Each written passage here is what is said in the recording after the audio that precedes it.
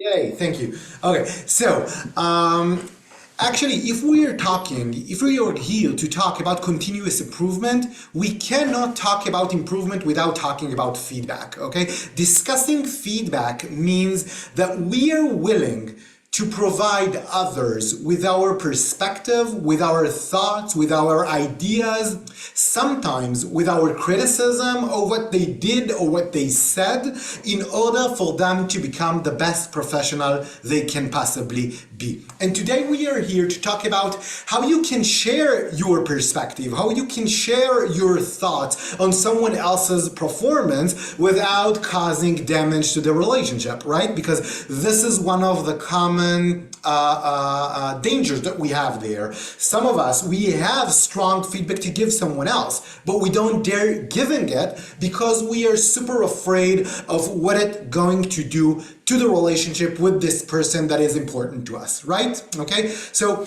we are here for about 90 minutes, okay?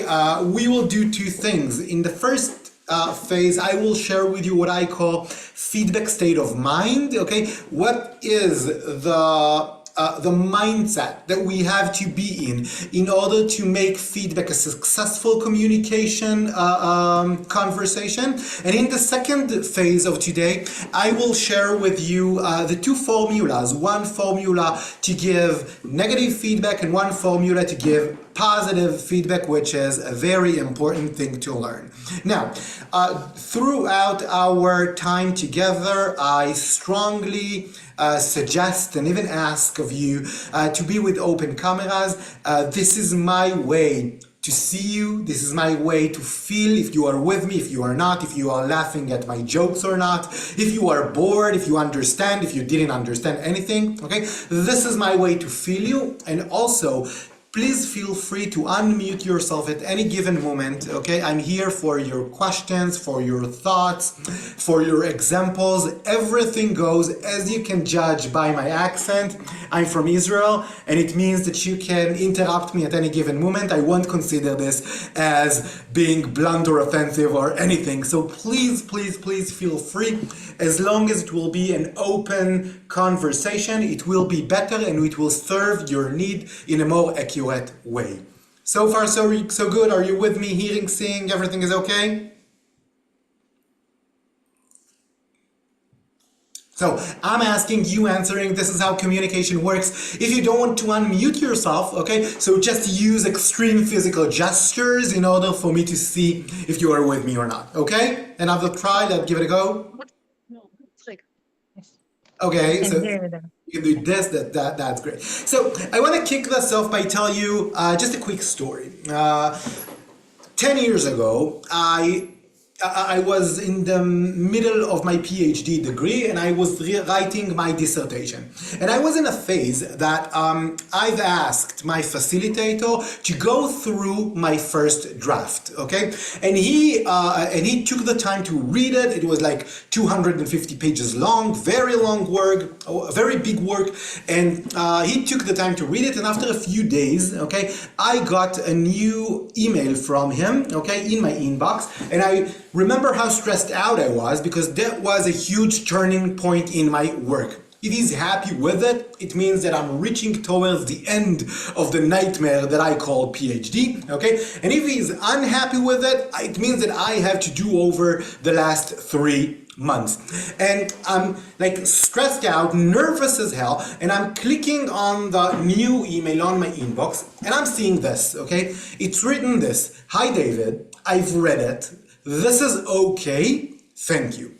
And that's all, okay? That was all the email. What do you read by that, okay? What do you see? What do you think he said?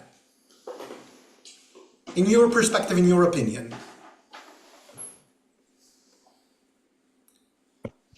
It was fine, not great. It was fine, not great, like okay. I Yeah, mean, it just was okay. good enough, okay, but not great. What else?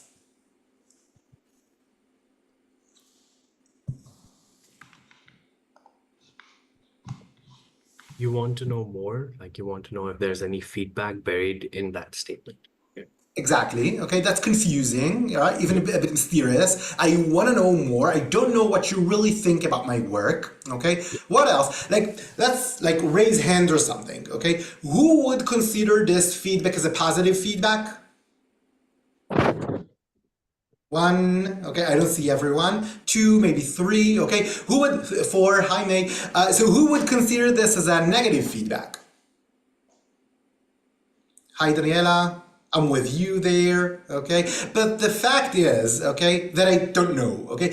At this point, okay, we are not, there's not enough information, not enough data in order for us to understand whether it's good or bad feedback, whether you're happy with my performance or not, whether it's a good work in your opinion or not, okay? And here lies the first rule of giving effective feedback to someone else. If we want to be able to share someone else with our perspective, we can't be very cheap with using words, okay? Now, the equation goes like this, okay? The more minimal your sentence will be, the less words you will use, the more open the message will be to personal interpretation. There are some people in this room right now who is viewing this feedback as a relatively positive feedback. You are legal, so you hear okay and you hear okay. But me, as a psychologist, I'm hearing okay, and I'm hearing that was a very bad work. And it means that our interpretation of the words, okay, creating huge impact on what we will understand from this, and more importantly, what we're gonna do about this. Interpretation is the enemy of feedback, okay? When giving feedback, the main thing that we want to do, and as legal, sometimes this is your work also, okay? The main thing that we want to do is we want to minimize, okay, to the very minimum, the area, the range of interpretation that the person has on what we just told them. So, okay, the equation goes like this. If I want, okay, to minimize the range of interpretation, the very first thing that I'm going to have to do is be generous with using words, okay? I have to use, okay, long sentences, okay, specific explanations. I don't need to be cheap with my word selection. I need to say a lot of words in order to minimize the range of interpretation. And if I'm doing the opposite, like the example in my story, if I'm doing the opposite, then I'm actually causing a situation where my partner, my colleague, my friend, my employee, my manager, okay, I have no control on what they will understand from my feedback, because it will all comes down to how they interpret the words I've just said. And if we are dealing with cultural differences and remote work, and sometimes, you know, working in a very uncertain environment, which is the case for everyone in this room right now, we can't allow ourselves, okay, to be very open to interpretation. So this is the first rule. But the story didn't end there, okay? I drove all the way to meet my facilitator, and I sat down and I said, listen, I need to get more feedback from you. As Sam said, okay, that confused me, okay? I don't know what you meant by this okay email, okay? And I need to hear more. What do you think about my work? And then he said, okay, one of the most important thing I've heard throughout my career, and by the way, maybe even my life, okay? He said, listen, okay, what do you really want to hear from me? When I'm saying it's okay, okay, then it means that it's okay to move to the next stage, okay? We can move on with this work in the PhD example to external judges, for example. But, okay, when you are asking me to give you further feedback than that, okay, you are basically asking me to be the judge of the quality of your work. And this is a role that I'm not willing to accept, okay? I'm not accepting this role. I'm never going to be the judge of the quality of the work that your name is written on it, okay? And that was a very important message for me, okay, as a young adult at this time, because I came to understand that I was using feedback, okay, that I was using feedback as an external safety net. I was using feedback as a way for other people to validate me. I was using feedback for other people to tell me if my work is okay, if my work is great or not. But if we want to improve ourselves and others, okay, and if we want to grow as individuals and professionals, the main thing that we want to do is to be able to judge ourselves, okay? We need to be able to serve as our own safety net.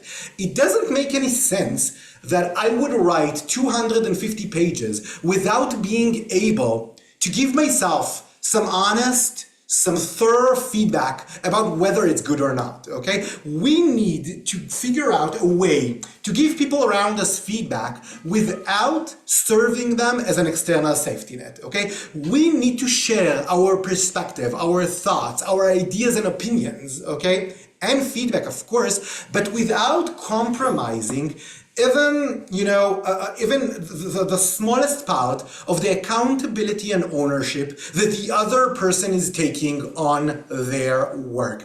And when we are using feedback the wrong way, and we will discuss what it is the wrong way, when we are giving feedback the wrong way, we are in a danger, okay, that we serve as a safety net for people around us, okay? Never agree to be someone else's safety net, okay? Never agree to be the judge of the quality of the work for someone else, okay? Try and use feedback, as I would hope to teach you today. We need to try and use feedback in order to raise self-review mechanisms, okay, for the person in front of us. And by the way, if I'm taking this message and I'm connecting it to the term called continuous improvement, if I need my manager, my partner, my colleague, okay, to be with me constantly and to give me constant feedback, then it's not going to be continuous, okay, right? I'm going to be dependent on their feedback, okay? If we want to make continuous improvement, it has to be something scalable. It has to be something sustainable. And in that case, my feedback needs to serve the other person in front of me, okay, as a way to help them judge themselves in the future. So far, so good? Yeah? Okay, great.